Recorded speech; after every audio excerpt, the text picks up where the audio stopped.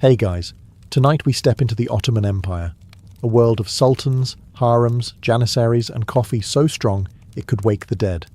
So before you get comfortable, take a moment to like the video and subscribe, but only if you genuinely enjoy what I do here. And let me know in the comments where you're tuning in from and what time it is. It's always fascinating to see who's joining us from around the world. Now dim the lights, maybe turn on a fan for that soft background hum, and let's ease into tonight's journey together. You open your eyes and immediately you're disappointed. No marble halls, no golden domes, no silk curtains. Instead, you're lying on a straw mat in a drafty room that smells like damp wool and goat. If you're a peasant, which statistically you are, your palace consists of 4 mud walls, a smoke-stained ceiling, and livestock that act like they pay rent. The family goat is chewing on your only shirt. You sigh. Welcome to the Ottoman Empire. But maybe you think, I'll aim higher. I'll be a janissary. Congratulations. You're still miserable. As a janissary, you weren't even allowed to stay with your family. You were taken from them as a child through the Devshirme system, converted, trained, and molded into one of the Sultan's elite soldiers. Sounds prestigious, right? Until you realize you were basically kidnapped for the privilege of becoming state property. Your bed may be cleaner than a peasant's, but your alarm clock is a drill sergeant shouting at you in Turkish. And if you were born noble, don't get comfortable. Nobility in the Ottoman Empire was less cozy aristocracy and more walking target. At any moment, the Sultan could decide you looked suspicious, and suddenly your life expectancy drops to 0. The richer your clothes, the shorter your leash. Sleep lightly. Silk bowstrings were made for more than tying packages. The point is, no matter where you start, you're waking up in someone else's palace. The Sultan owns the land, the soldiers, and effectively you. You don't wake up to think, what do I want to do today? You wake up to think, how do I avoid dying today? Breakfast? Maybe. Bread if you're lucky, but don't expect variety. Comfort? Only if you enjoy flea bites. Privacy? Forget it. Ottoman society wasn't designed for your convenience. It was designed for the state's stability, which means your personal happiness ranks somewhere below sharpening spears. So, there you are, first thing in the morning, hungry, itchy, and already nervous about the Sultan's mood. And you've only been awake for 10 minutes. Survive this long enough and maybe you'll live to see lunch. Though don't get your hopes up. You stumble out of bed, stomach growling, ready for breakfast, and by ready, I mean already disappointed. Forget eggs, cheese, or anything warm. In the Ottoman Empire, breakfast isn't a meal, it's a test of your will to live. If you're a peasant, congratulations. You get bread. Hard, dry bread. Bread that doubles as a weapon if you throw it hard enough. You might soften it in water, or dip it in olive oil if you're lucky. But most mornings it's just you, your jaw, and the challenge of not breaking your teeth before noon. Occasionally, someone brings out cheese or yogurt, but don't count on it. That's feast day material, not your average Tuesday.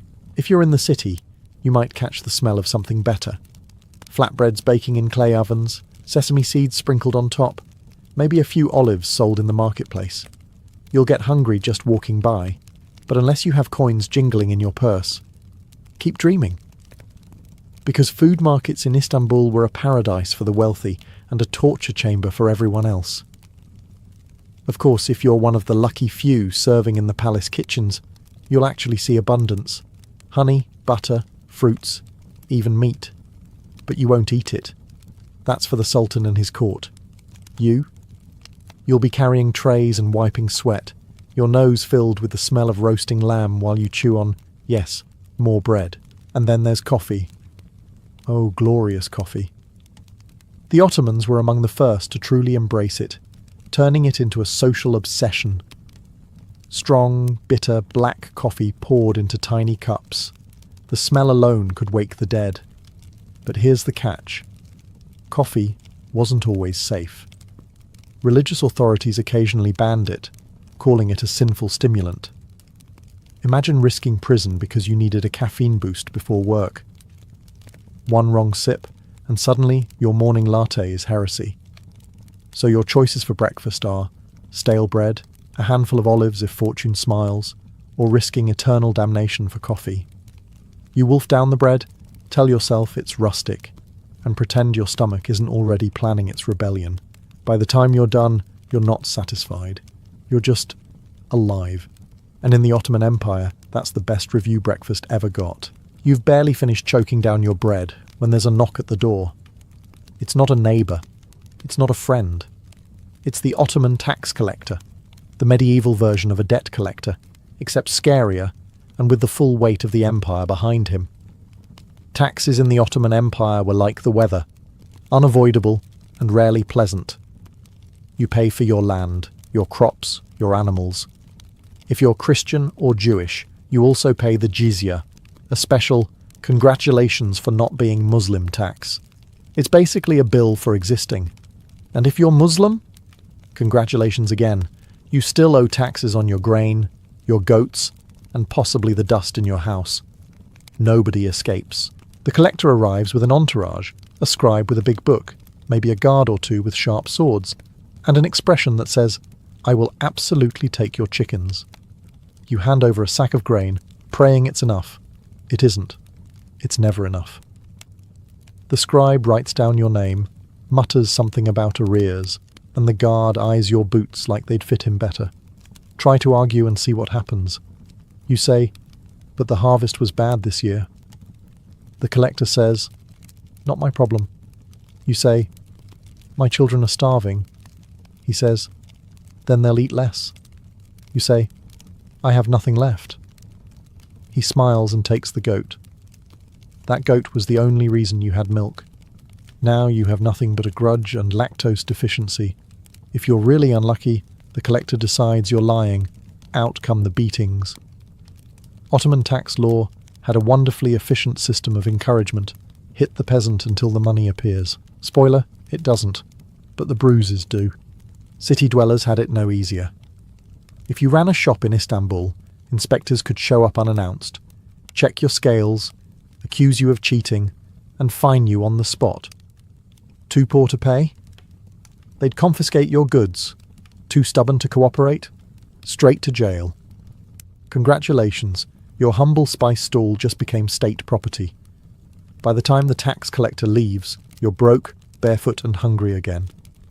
You look at your family and smile weakly, as if to say, well, at least they didn't take the roof. The roof leaks, but hey, small victories. It's not even noon yet, and the Ottoman Empire has already reminded you who's boss. Spoiler, it isn't you.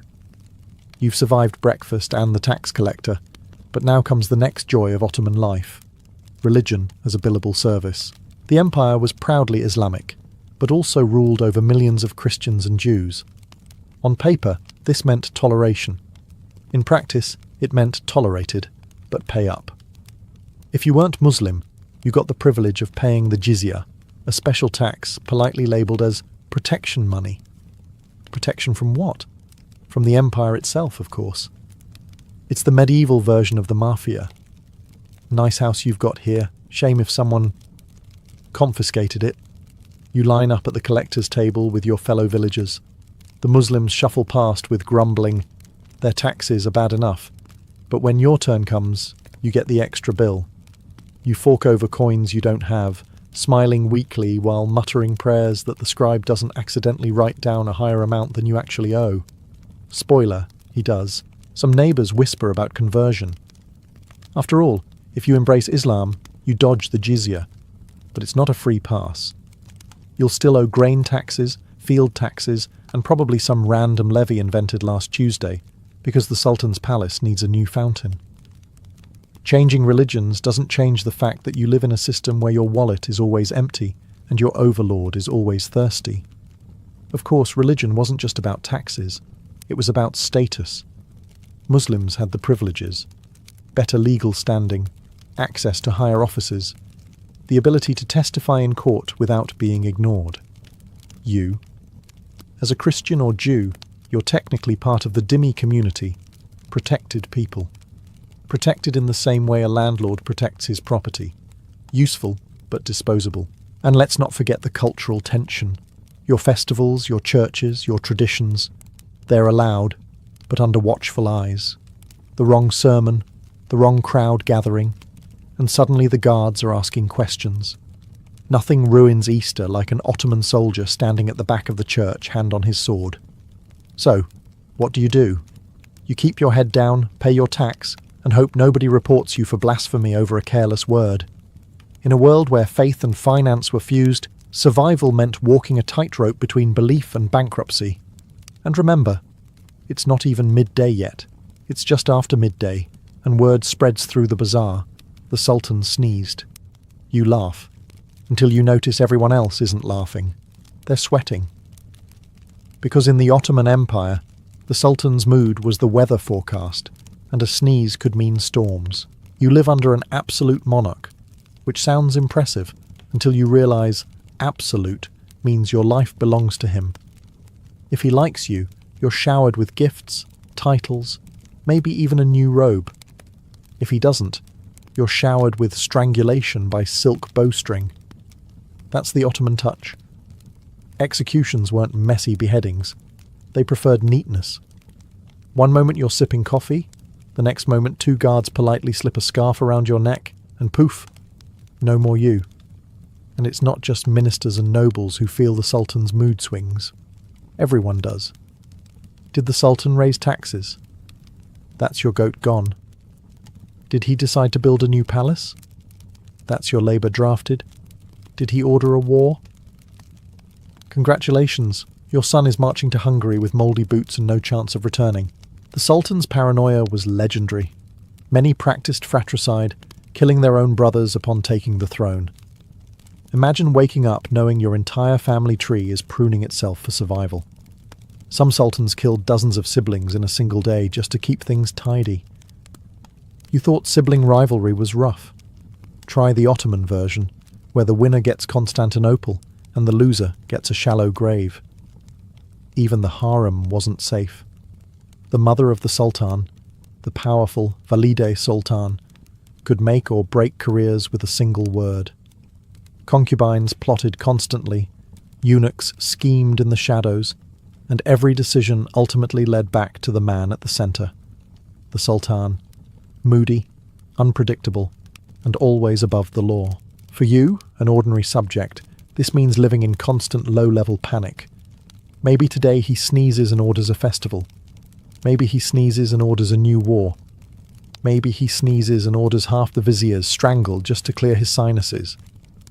You don't know, and that's the point. In the Ottoman Empire, survival wasn't about hard work or good deeds. It was about luck. The kind of luck where you pray the Sultan's lunch agrees with him, because one upset stomach at the palace could mean an upset empire. You hear drums in the distance. At first you think maybe it's a wedding, maybe you'll get invited, maybe you'll score some roasted lamb. Then you see them. It's not a wedding. It's the Janissaries. The Janissaries were the Sultan's elite troops, and if you're imagining knights in shining armour protecting the innocent, think again. These were boys taken through the devshirme system, basically child tax. If you were Christian in the Balkans, Ottoman officials could roll into your village, point at your son and say, "We'll take that one." Off he went, never to be seen again. He'd be converted to Islam, drilled for years, and transformed into a soldier with no family ties, no distractions, and an unsettling loyalty to the Sultan. Congratulations. Your kid just became a cog in the Ottoman war machine. And these soldiers weren't just strong, they were terrifying. Their training made them disciplined killing machines, and their reputation alone could clear a street faster than the plague. If Janissaries are marching past your house, you don't wave. You hide behind the door and pray they're not in the mood to borrow your food. Being a Janissary wasn't all glory either. Sure, you got fine uniforms, steady pay, and the best weapons money could buy, but you were also forbidden from marrying or owning property for much of Ottoman history. Your life belonged to the barracks. Picture lifelong military service with none of the leave days. You fight, you march, you fight again. If the Sultan is generous, you get bonuses. If he isn't, you get mutiny. Yes, mutiny. The Janissaries eventually grew so powerful they could overthrow sultans. Imagine, The very soldiers raised to be loyal watchdogs became the empire's biggest political bullies. One late paycheck, one unpopular law, and suddenly the Janissaries are storming the palace, deposing the Sultan and looting the treasury. For the ordinary citizen, this meant chaos. Burned shops, raided food stores, riots in the capital. For you, standing in the street watching their boots thunder past, it's not about admiration. It's about survival. Keep your eyes down, don't make a sound, and pray they don't decide you look suspicious. The Janissaries didn't need much of an excuse. So, no, this isn't a parade. It's a reminder that in the Ottoman Empire, the Sultan's fist came with drums, muskets, and soldiers who didn't remember their mothers' faces. And they definitely didn't care about yours. You're standing in the marketplace, stomach empty, taxes fresh out of your pocket, and Janissaries still echoing in your ears. You mutter under your breath, "This is unfair." Congratulations. You just committed career suicide. In the Ottoman Empire, complaining wasn't a hobby, it was a crime. Free speech wasn't free. It wasn't even discounted. The Sultan and his officials didn't want your hot takes on taxes, war, or bread prices. They wanted silence, obedience, and maybe your goat. One careless complaint could brand you a rebel, a heretic, or worse, a traitor. And traitors didn't get warnings. They got silk bowstrings. Imagine this. 2 polite palace guards show up at your door at night, smiling warmly, carrying what looks like a scarf. You think, how thoughtful. Then you realize it's for strangling you. Ottomans prided themselves on tidy executions. No blood, no mess, just a quiet removal. Like taking out the trash. Even in casual conversation, you had to watch your tongue. Gossip at the coffee house? Dangerous. Jokes about the Sultan? Fatal. Complaints about Janissaries? That's suicide plus interest. The walls didn't just have ears. The barista pouring your coffee might be a snitch. Not that officials cared much about accuracy. If someone accused you of complaining, that was often enough. Maybe a jealous neighbour said you grumbled about bread prices. Maybe a rival merchant claimed you mocked the Sultan's turban. Congratulations again. You're guilty. Trial? If you're lucky. More often, it's straight to punishment. And punishment came in flavours. For minor grumbling, maybe flogging in the public square. For bigger offences, prison or exile. For the unlucky, that's you. Execution. Public, preferably. Nothing teaches loyalty faster than watching someone else's head roll while you chew stale bread. So, you learn to keep your mouth shut. You nod at officials, smile at guards, and say things like, "Yes, the tax system is very fair," while your insides scream otherwise. Survival means becoming fluent in hypocrisy. Because in the Ottoman Empire, complaining didn't change anything. It just changed your status from a live citizen to example for everyone else. And really, is that the hill you want to die on? Bread prices? After a long day of taxes, paranoia, and pretending the Sultan's sneeze didn't terrify you, you decide to relax. And in Ottoman cities, relaxation means one thing: the coffee house. At first, it feels like heaven. The air smells of roasted beans, tiny cups of strong black coffee are passed around, and men are crowded at low tables, talking, playing backgammon, and arguing about poetry. For 5 minutes you think, maybe this empire isn't so bad. Then you open your mouth. Coffee houses weren't just places to sip caffeine. They were political minefields disguised as social clubs. The Sultan's officials knew this too, which is why coffee houses were sometimes banned altogether. Authorities claimed coffee was a sinful stimulant. Translation: we don't like you peasants getting together and sharing ideas. Because once people with empty stomachs start gossiping about empty treasuries, rebellions usually follow. So, you sip your cup carefully. The man across from you jokes, "The Sultan spends more on turbans than soldiers." Everyone chuckles nervously, including you. Congratulations, you've just been implicated in treason. If the wrong ears heard that, you'd all be rounded up faster than the dice on your backgammon board. And those wrong ears are everywhere. Spies loved coffee houses. It was the perfect setup. Pour a cup, sit quietly, and collect gossip. The Sultan didn't need newspapers when he had an army of tattletales listening to peasants complain about bread, taxes, or the latest war. If your name ended up in their notes, good luck convincing anyone you were just kidding. Humour didn't exist in Ottoman law. Even when coffee wasn't banned, the authorities raided shops at random. Guards could storm in, flip tables and drag out the loudest talkers. One day you're sipping coffee, the next you're being interrogated in a dark cell about why you laughed too hard at a satirical poem. So, you sit quietly, stirring your drink, trying not to look suspicious. But in the Ottoman Empire, silence could be suspicious too. If you weren't complaining, maybe you were plotting. If you were complaining, you were definitely plotting. Either way, you lose. You finish your cup, thank the host, and shuffle home, paranoid that half the room is following you. That's the Ottoman coffee house, a place where you went to wake up, but often ended up never waking up again. You've heard the rumours. The Ottoman imperial harem, a paradise of silk, jewels and women lounging around in luxury. You picture fountains, music, and maybe grapes being fed to you. Wrong. Very wrong. Let's say you're a concubine. You weren't invited here. You were brought. Maybe captured in war. Maybe sold by your family. Maybe gifted to the Sultan like some bizarre fruit basket. You're dressed in fine clothes now, yes, but those clothes are also prison uniforms. The harem is not freedom. It's a gilded cage with better curtains. Your day begins with lessons, music, embroidery, and etiquette. Then more lessons, politics, languages, and how not to get murdered by rivals. Because here's the catch. You're not competing for fun. You're competing for survival. The Sultan may choose you, or he may never look your way. If he does, congratulations. Your status skyrockets.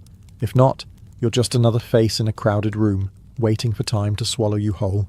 And the politics? They're brutal. Every concubine is scheming, whispering, bribing eunuchs, or slipping questionable herbs into rivals' food. One wrong move, and you don't just lose the Sultan's attention. You lose your life. Some concubines were retired to remote cloisters, which is a nice way of saying, enjoy loneliness until you die. Others ended up poisoned, strangled, or simply gone. Then there's the Valide Sultan, the Sultan's mother. She runs the place like a CEO with zero tolerance for nonsense. One word from her, and your future is sealed. She can make you Queen Mother, or she can make you yesterday's ashes. Best to stay on her good side, which is tricky since she doesn't actually have one. And don't think being a eunuch is better. Sure, you get to live in the palace, but only because you've been permanently disqualified from certain activities. Your job is guarding women who resent you, serving masters who distrust you, and enforcing rules you secretly wish didn't exist. You're less a person and more a lock on a door. So no, the harem isn't the fantasy paradise of paintings and legends. It's politics, poison, and paranoia dressed up in silk robes. You thought it was sexy. Turns out it's just survival with better furniture. After watching the harem eat itself alive, you decide maybe politics is safer. You think, I'll be a vizier, wear fancy robes, make important decisions, easy money. Spoiler, you won't last 5 minutes. The Ottoman bureaucracy was enormous, a labyrinth of scribes, ministers, judges, and advisors. On the surface, it looks impressive. Men in turbans scribbling on scrolls, stamping documents, looking important. But underneath, it's a minefield. One wrong suggestion and you're not promoted, you're executed. Let's say you make it into the divan, the imperial council. You sit across from the Grand Vizier himself, the Sultan's right-hand man. Everyone whispers that he's basically the second most powerful person in the empire. What they don't mention is that second most powerful also makes him first most replaceable. Grand Viziers were strangled so often it was practically part of the job description. You could spend 20 years clawing your way to the top and still end your career with a bowstring around your neck. And don't think you'll survive by playing it safe. If the Sultan asks, should we invade Hungary again? You can't say, Maybe wait, sire. No. You smile and say, "Brilliant idea, Your Majesty," while mentally drafting your will. If the campaign fails, guess who gets blamed? You. If it succeeds, guess who gets credit? Not you. Even paperwork is dangerous. Forget to record one shipment of grain. Treason. Lose a letter from the Sultan. Treason. Misplace the tax revenue. Double treason, plus a public flogging for style points. The empire ran on taxes, and if the books didn't add up, neither would your lifespan. And then there's the constant scheming. Every rival official wants your seat. They bribe, they whisper, they send anonymous notes accusing you of corruption. Spoiler. Everyone is corrupt, but it's only a crime when it's your turn to be scapegoated.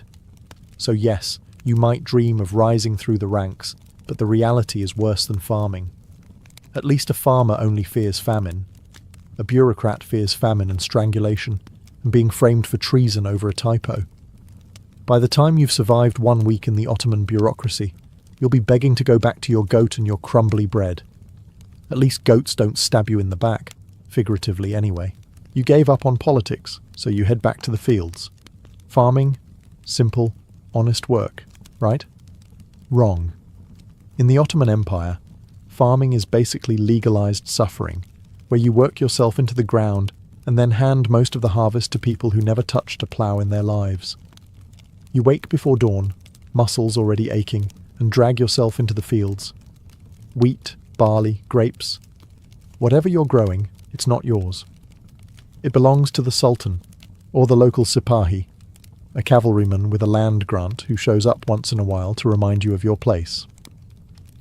You're technically the tenant, which is a polite way of saying free labour with rent attached. Your day is backbreaking, ploughing with wooden tools that snap more often than they work, sowing seed while praying for rain, harvesting under the sun until your skin feels like leather. And just when you think you've produced enough to feed your family, the taxman arrives. He takes the first share. The landlord takes the second. The army might take the third. By the time it's your turn, you're lucky if you get a sack of barley and some shriveled onions. And heaven forbid there's a bad harvest. Drought, locusts, flood. Too bad. The taxes don't shrink. You'll still owe the Sultan the same amount, which means handing over what little food you have and praying your kids can survive on boiled weeds. If you're really desperate, you'll steal from your own fields at night just to feed your family, which is ironic, since it's technically your food in the first place. Farm life doesn't come with peace either. Armies tramp through fields on their way to war, trampling your crops into mud. Bandits raid villages, stealing what's left. Disease spreads every summer, thinning your workforce. And you can't exactly call HR about unsafe working conditions when HR is a mounted soldier who thinks your suffering is adorable. By winter, survival means rationing mouldy bread and hoping spring comes before your children start chewing on furniture. And if you somehow make it to the next harvest, congratulations, you get to do it all over again. So yes, farming in the Ottoman Empire was simple. Simple in the sense that it simply broke your body, stole your food, and left you with just enough energy to regret being born. You've had enough of farming, so maybe the army will be better. At least as a soldier, you'll get food, pay, and some respect, right? Wrong. In the Ottoman Empire, military service meant endless marching, endless suffering, and pay that arrived late, if at all. You're handed a musket or a spear, depending on how valued you are. Spoiler, you're not valued. Your boots are thin leather that fall apart halfway through your first campaign. By day 3, your feet look like boiled meat. By day 10, you're praying for amputation. The marches go on forever. The empire stretched from Hungary to Arabia, which means you're expected to walk across entire continents like it's no big deal. Rain? You keep walking. Snow? You keep walking. Desert heat melting your eyeballs? Keep walking. If you collapse, nobody carries you. You just become scenery for the next unlucky recruit. And the food. Imagine stale bread so hard you could use it as a weapon. Add a handful of dried chickpeas, maybe a thin soup that tastes suspiciously like boiled sock water. If you're lucky, there's meat, but only if the quartermaster didn't sell it to a tavern on the side. Spoiler again, he did. Then there's the discipline. Complain about the conditions, and the janissary sergeant smacks you. Complain louder and you're whipped. Complain too much, and you're executed for undermining morale. Nothing says team spirit like watching your buddy get strangled because he dared to say the bread was mouldy. And when you finally reach the battlefield, you realise the march was the easy part. You're shoved into the front lines against armoured knights, cannon fire, or angry peasants with pitchforks who'd rather die than pay Ottoman taxes. The janissaries behind you make sure you don't run. It's not bravery keeping you in formation. It's the knowledge that you'll be killed faster by your own side than by the enemy. Even victories aren't sweet. If you win, you get maybe a few coins, some loot, and a new pair of boots, which fall apart just as quickly as the last ones. If you lose, you don't come back. Simple as that. You think to yourself, maybe I'll bend the rules a little. Everyone else does. Bad idea. In the Ottoman Empire, crime and punishment wasn't a legal system. It was a horror show with better costumes. Let's say you steal something small, like a loaf of bread. In modern times, maybe you'd get a slap on the wrist. In the Ottoman Empire, you're about to lose the whole hand. Theft was met with amputation. Neat, tidy, and effective. After all, it's hard to steal again when you can't hold anything. What if you lied in court? Simple. Flogging. Public, noisy, humiliating flogging. The idea was that pain builds character, but mostly it just builds scars.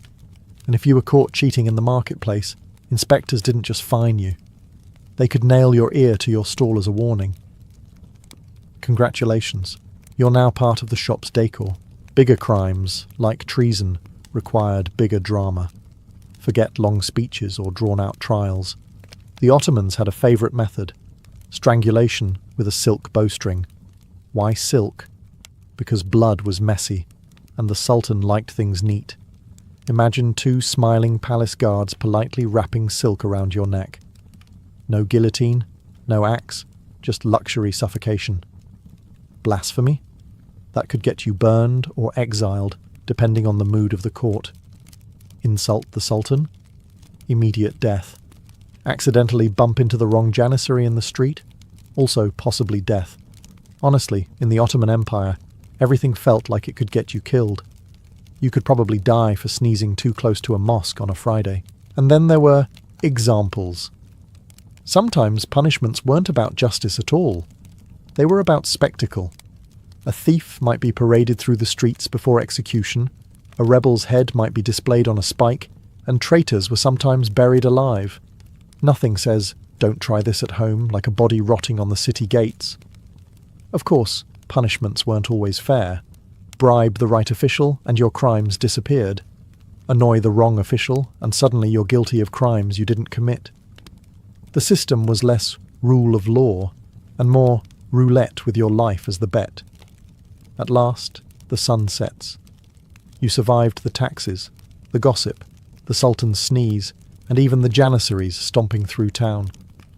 You flop onto your straw mat, desperate for rest. Surely, finally, you'll get a moment of peace. But no, just as your eyelids droop, the drums begin. War drums, parade drums, ceremonial drums. In the Ottoman Empire, there was always a drum. The janissaries loved them. The palace loved them.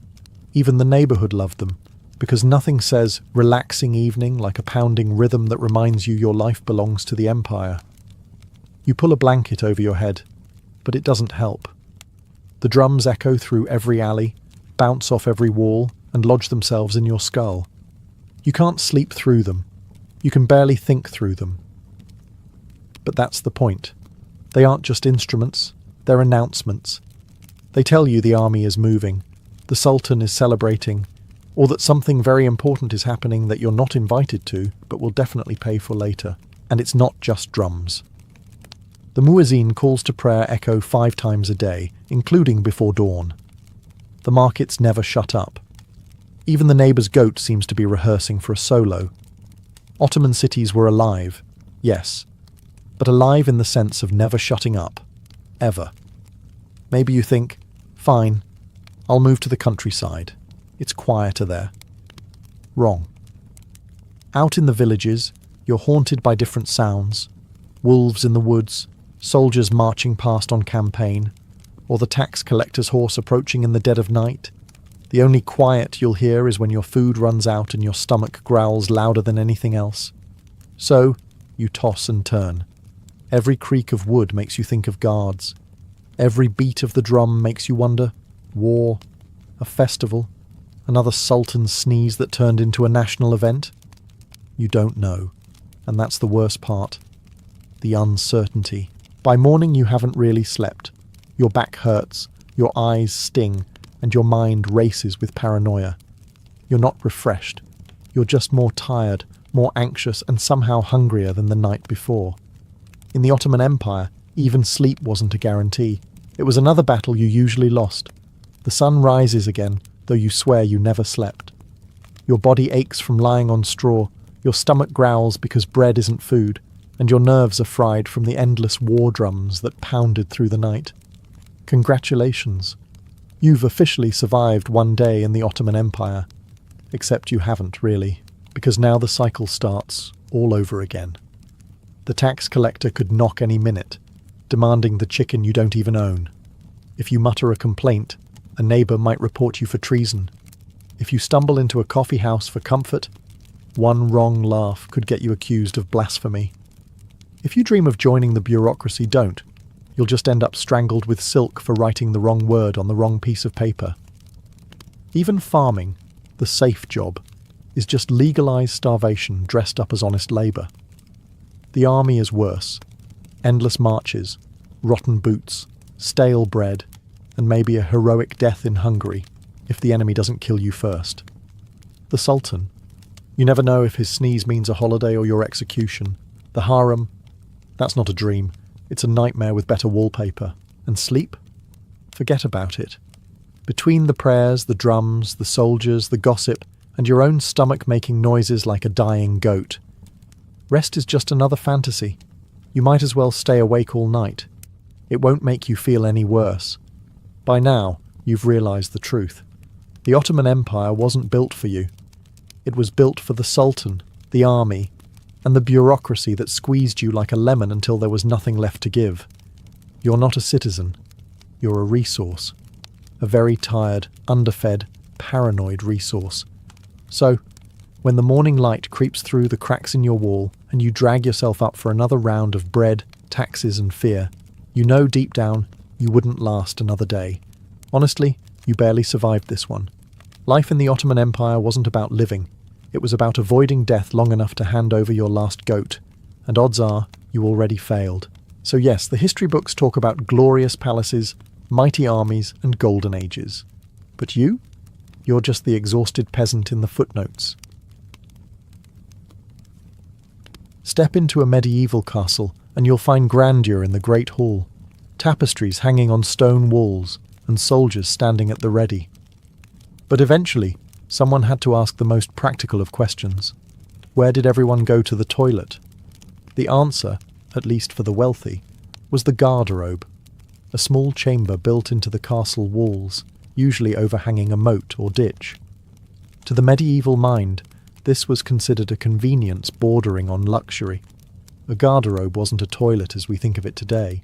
Instead, it was a stone or wooden seat with a hole cut into it, leading directly down the outer wall. Whatever you left behind dropped straight into the moat, a pit, or sometimes onto unsuspecting invaders. That's right. Castles didn't just use their toilets for hygiene. They occasionally turned them into part of their defence system.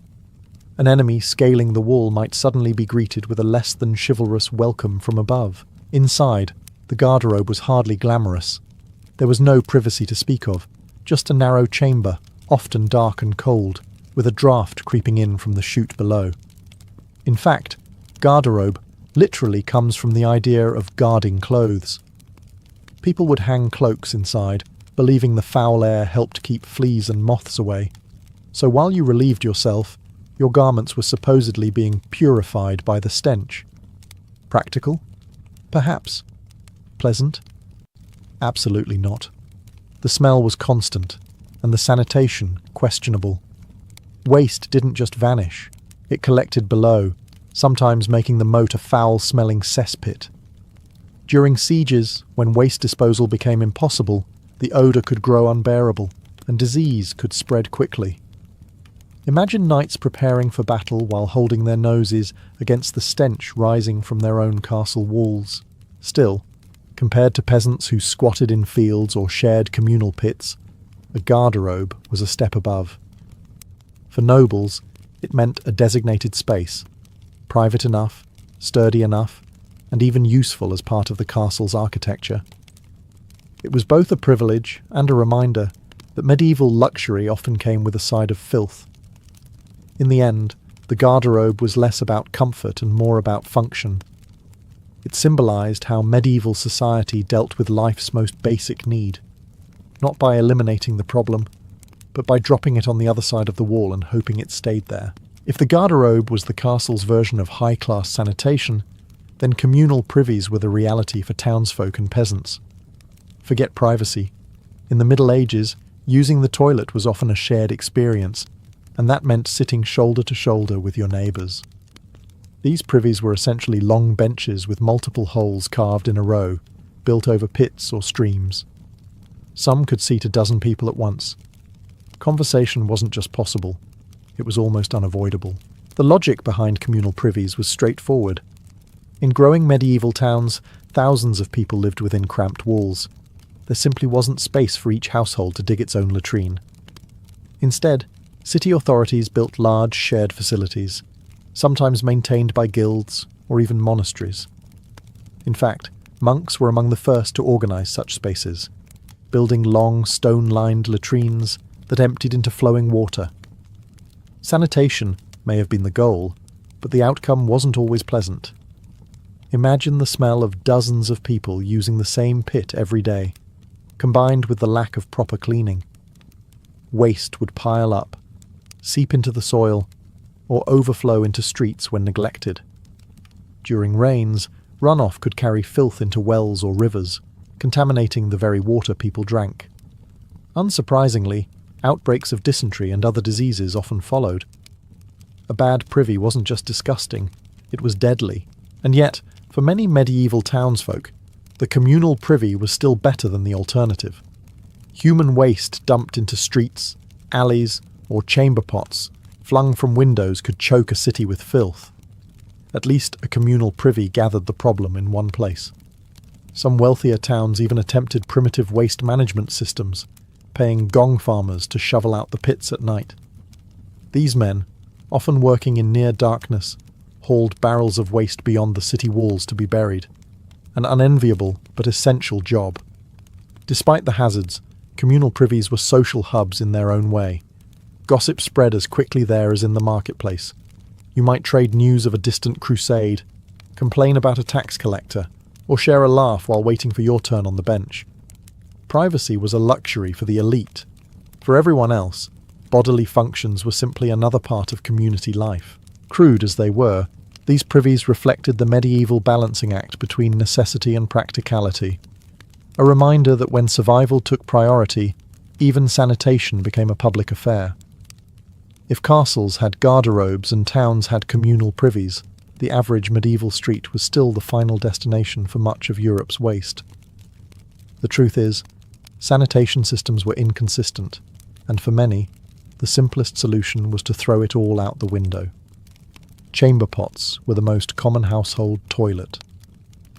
At night, you did your business, and in the morning, you or your servant would toss the contents into the street with a quick warning cry.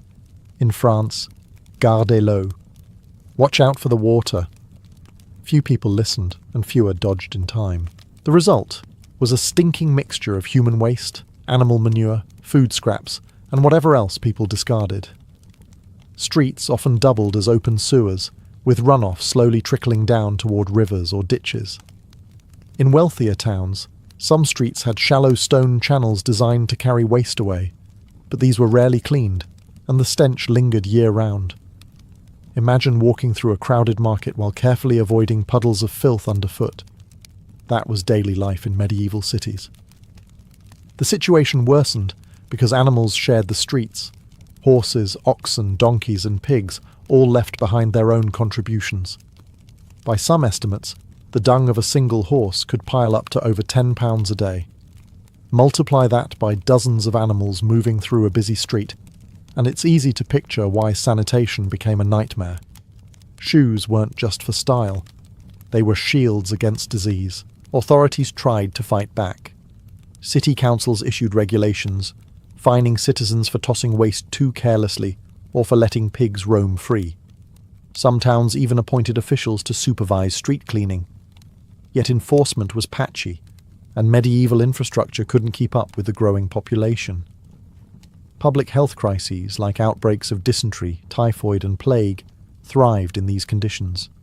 The Black Death itself spread partly due to unsanitary streets, where rats and fleas found perfect breeding grounds. Despite the filth, people adapted. Wooden walkways sometimes ran along the worst-smelling alleys, and wealthier households hired servants to discreetly dispose of waste in fields outside town. But for the majority, stepping outside meant confronting the unavoidable reality of a city that smelled as much of life as of death. The medieval street wasn't just a place of commerce and community. It was also a reminder that sanitation, or the lack of it, shaped everyday survival. While city streets stank and castles relied on their drafty garderobes, monasteries stood out as some of the cleanest spaces in medieval Europe.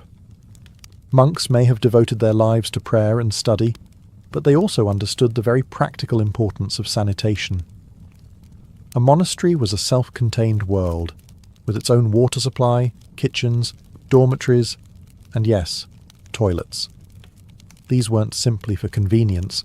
They reflected a belief that cleanliness was linked to godliness. Many monasteries built long, stone-lined latrines, often called reredauters, attached directly to the dormitory. Picture a row of wooden seats over a running water channel, designed so that waste was carried away downstream. Compared to the foul pits of towns, this was a remarkable innovation. Monks could relieve themselves in relative privacy, while water flow kept the facilities from becoming unbearable. In fact, some orders like the Cistercians became famous for their advanced use of water engineering, diverting streams not only for toilets, but also for mills and fish ponds. Of course, clean is relative. While monasteries had a better system, the smell didn't vanish, and disease still lingered in close quarters. Still, compared to the chaos outside the cloister walls, monasteries were sanitary havens. Their systems even influenced later medieval urban planning, as towns sought to imitate monastic waterworks for public use. Sanitation in monasteries wasn't just practical, it carried a moral weight. Monks believed that idleness was dangerous for the soul, and cleanliness was a form of discipline. Maintaining the reredaughter, sweeping cloisters, or ensuring water channels were clear all became acts of service to God. The physical act of keeping waste away symbolized spiritual purification. Interestingly, monks had to follow strict rules about when and how they used the latrine. Silence was often enforced, and talking while using the facilities was frowned upon. This stood in stark contrast to the lively chatter of communal town privies. For monks, even relieving oneself was to be done with humility and restraint. Monasteries reveal a medieval paradox. While most of Europe struggled with filth, the Church, often criticized for its wealth, pioneered some of the most advanced sanitary practices of the age. Their reredaughters were not only practical, but also deeply symbolic, blending the physical needs of the body with the spiritual discipline of the soul. If monasteries had their water channels and castles had their garderobes, someone still had to deal with what piled up in the cesspits of towns and cities. Enter the gong farmers, also known as nightmen, the unsung and often unwanted heroes of medieval sanitation. Their job was simple in theory, but horrific in practice, digging out human waste from privy pits, cesspools and sewers. The word gong didn't mean a bell, it meant filth. And that's exactly what these men waded into. By law, gong farmers worked only at night, when the streets were quieter and the smell slightly less offensive. Armed with shovels, buckets, and carts, they descended into waist-deep pits of sludge, shoveling human waste into barrels. Once filled, these barrels were hauled outside the city walls, where the contents might be buried, dumped, or occasionally sold as fertilizer. It was foul, dangerous work, and one slip could literally mean drowning in filth. Despite the disgust their trade inspired, gong farmers were necessary. Without them, cities would have drowned in their own waste far faster than they already did. In fact, medieval laws sometimes offered them high wages compared to common labourers, because so few were willing to take on the job. But money didn't erase the stigma. Gong farmers often lived on the outskirts of town, shunned by neighbours, and sometimes forced to wear distinctive clothing so others could avoid them in public. The smell clung to their skin no matter how much they washed. The risks went beyond stench and social shame. Cesspits released toxic gases, methane and hydrogen sulfide, that could suffocate workers without warning. Historical records describe gong farmers collapsing mid-task, overcome by fumes. Their work gear was primitive, offering little protection. Even when they survived, constant exposure to disease carried its toll, and yet medieval society couldn't do without them. Cities might fine people for throwing chamber pot waste into the street, but without gong farmers, pits would overflow and become health disasters. These nightmen kept urban life possible, though no one thanked them for it. In a strange way, gong farmers were both despised and indispensable. They lived in the shadows, performing a job that nobody wanted to acknowledge, but everybody relied upon. Their existence is a reminder that medieval sanitation was a system built not only on stone walls and water channels, but also on human hands willing to dig through the muck of society's dirtiest necessity.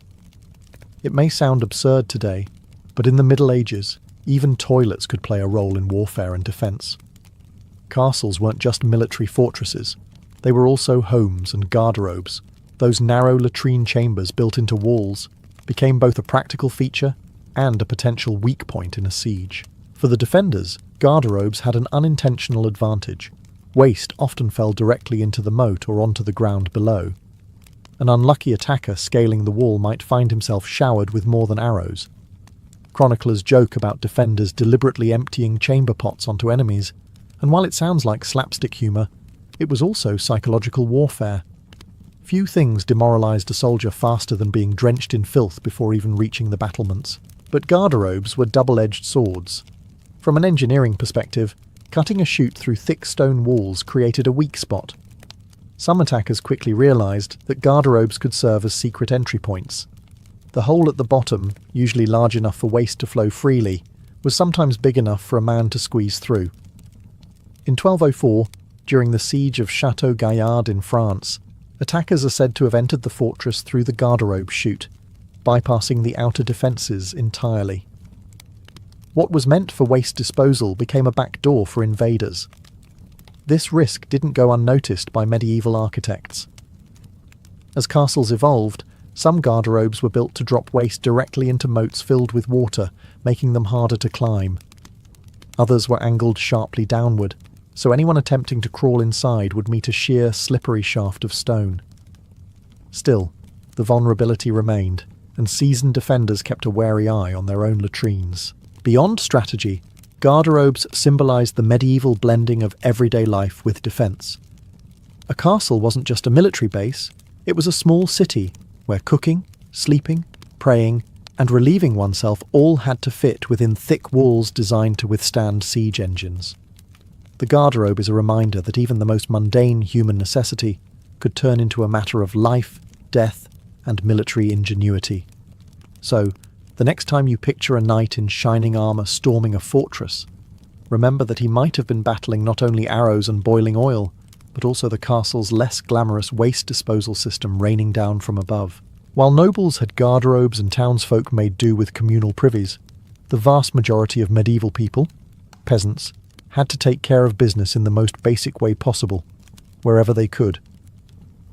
For those living in the countryside, the toilet was rarely more than a patch of open ground, the edge of a field, or the bank of a river.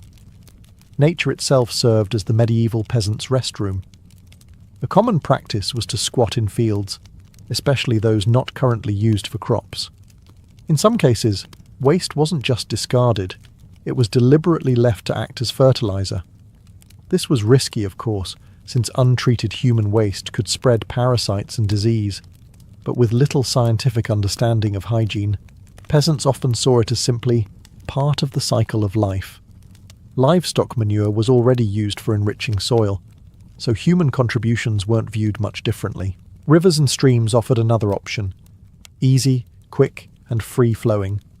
Waterways carried waste away, but they also carried it into the same streams where peasants washed clothes, fetched water, or bathed. The line between clean and dirty water was blurry at best, and outbreaks of disease often followed. Yet to a medieval villager with no access to organised sanitation, this was the only practical solution. Makeshift latrines also existed. A shallow pit might be dug near a home and covered once full, but this required effort and space, which not all peasants had. More often, people simply relieved themselves outdoors, sometimes in the company of neighbours. Privacy was a luxury. The idea of needing a locked door or a personal chamber for such things was foreign to most rural folk. Despite the filth, peasants adapted with humour and resilience. Folk sayings and jokes about bodily functions were common, perhaps as a way of making light of a daily necessity.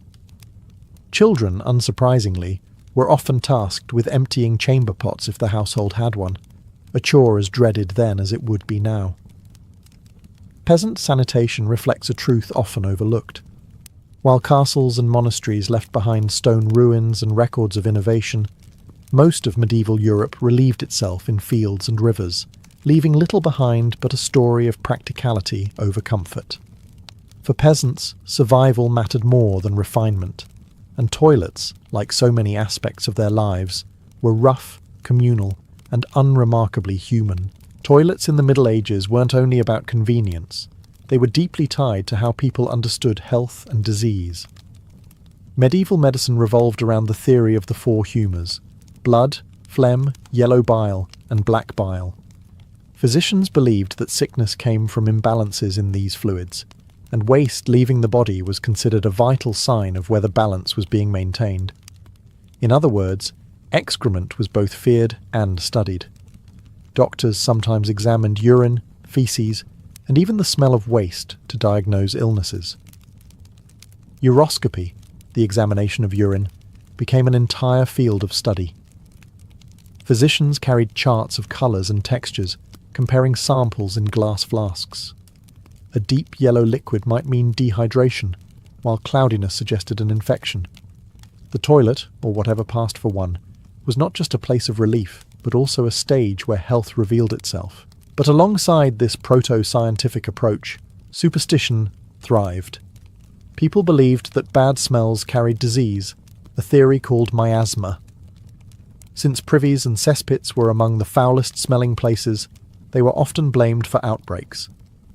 Communities burned herbs or carried scented flowers to ward off bad air. While miasma theory was incorrect, it wasn't entirely useless. At least it encouraged efforts to mask or avoid filth. Superstitions went further. Some thought that demons lurked in latrines, ready to strike when a person was most vulnerable. Folktales warned children against lingering too long over pits or streams. Others claimed that witches could use waste in curses, stealing bits of hair, urine, or feces to cast spells. The toilet, in this sense, was both a practical necessity and a spiritual danger. In monasteries, the act of relieving oneself was treated with solemnity, as if even the body's most basic needs could affect the soul. Meanwhile, in villages, charms or blessings might be whispered before squatting in a field, particularly at night, to ward off spirits. These beliefs reveal how waste occupied a strange place in medieval thought. It was a sign of health, a potential carrier of disease, a source of magical power, and a reminder of humanity's fragility. Even in the most ordinary act of going to the toilet, medieval people saw the hand of God, the threat of demons, and the balance of nature at work. When we look back at the toilets of the Middle Ages, it's easy to laugh at the crude methods, the smells, and the sheer lack of privacy. But sanitation in that era wasn't just about filth. It was a mirror of medieval life itself. Castles, monasteries, towns and villages all developed their own ways of coping with humanity's most basic need, and in doing so, they revealed the values and limits of their world. For nobles, the garderobe symbolized privilege. It may have been a cold, drafty hole in the wall, but it separated them from the peasants squatting in fields. Monasteries, on the other hand, remind us that not all of medieval Europe was wallowing in dirt. Their flowing water latrines and carefully managed waste channels show how engineering, religion, and practicality could work hand in hand.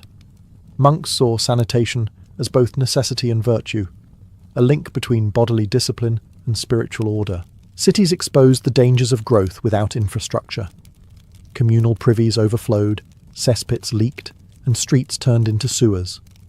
The gong farmers kept things functioning at night, but disease was never far away. These conditions paved the way for some of history's deadliest epidemics, from waves of dysentery to the Black Death. In this sense, toilets, or the lack of them, shaped the fate of entire populations. Peasant practices, too, remind us of medieval resilience. Fields doubled as toilets, rivers carried away waste, and humour softened the indignity. For them, sanitation was never about luxury. It was about survival, practicality, and making do with whatever nature provided. The legacy of medieval toilets lies in their paradox. They were both ingenious and crude, both practical and hazardous. They served as weapons in sieges, tools of diagnosis for physicians, and sources of superstition for villagers. Sanitation was never just about cleanliness. It was about how people understood the body, society, and even the soul.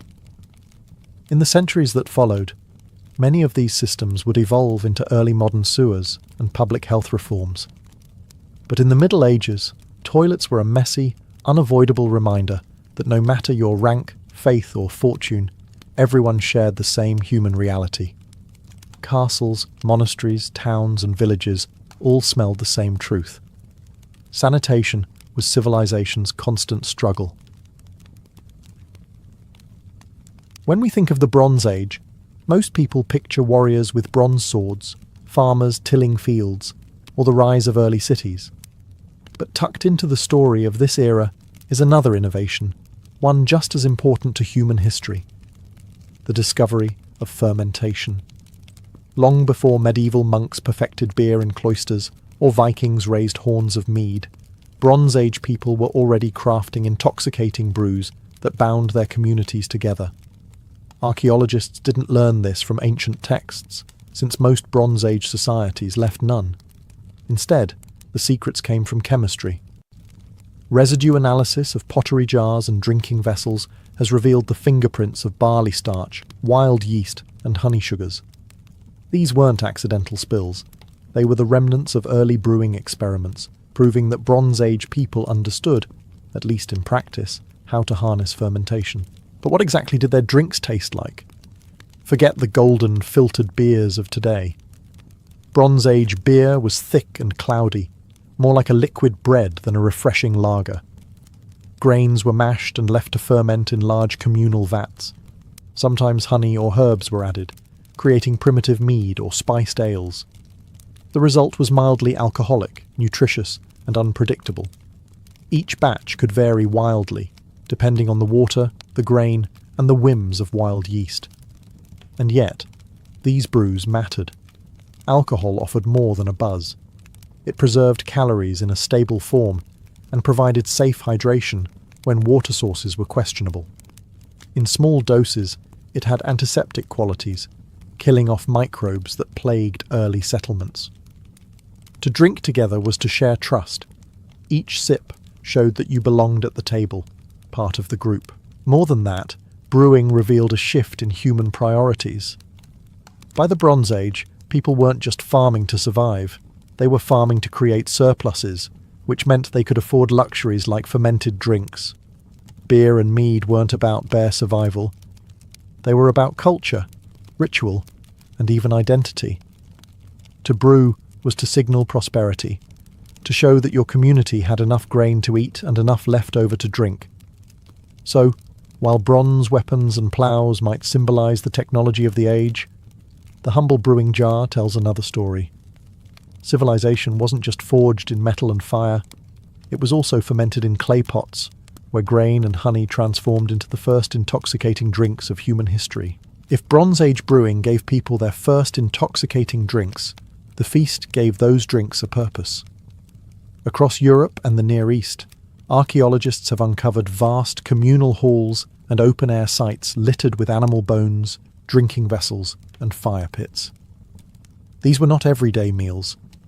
They were carefully staged events, moments when communities came together to eat, drink, and reaffirm their bonds.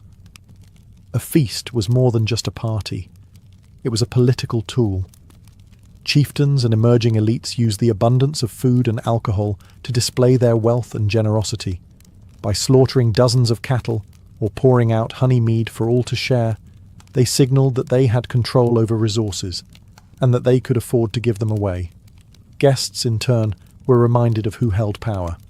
In a world without written contracts or governments, the feast was a living contract, sealed not with ink, but with wine, meat, and laughter. Alcohol played a central role in these gatherings. Drinking together blurred boundaries between rich and poor, host and guest. Anthropologists call this commensality, the act of eating and drinking together as equals. But make no mistake, equality had limits. Who sat closest to the host, who received the choicest cut of meat, and who drank first from the communal cup, all carried social meaning. Every bite and sip reinforced hierarchy, even while creating the illusion of shared unity. Feasts also carried ritual significance. In many cases, offerings of food and drink were made to gods or ancestors before the first cup was raised. Some vessels discovered in burial sites show that feasting continued even in death. To drink from a communal jar was to connect with both the living and the dead, weaving spirituality into intoxication. These events could last for days, filled with music, dancing, and storytelling around roaring fires. They weren't just entertainment, they were cultural glue. For communities spread thin across valleys and mountains, the feast was a chance to see distant kin, forge alliances, and gossip about who was rising or falling in status. In short, the Bronze Age feast was where politics, ritual, and pleasure met. It wasn't simply about filling bellies, it was about filling the social order with meaning, binding people together one drink at a time. If the Bronze Age feast was the stage, then its star performers were the ingredients that made early brews possible. Archaeology has shown us that Bronze Age people experimented widely with barley, wheat, honey, herbs, and even fruits to create their intoxicating concoctions. Each ingredient carried not just flavour, but also cultural weight. Barley was the backbone of most Bronze Age beers. It was hardy, adaptable, and produced the starches that yeast could easily convert into alcohol. Barley wasn't just food, it was a symbol of fertility and prosperity.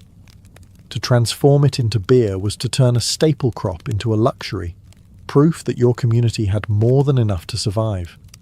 Wheat, meanwhile, often made brews smoother and more palatable, though it was less common than barley. Honey was the ingredient that turned simple grain drinks into mead, one of the oldest and most widespread alcoholic beverages in the world. Honey carried special significance because of its rarity.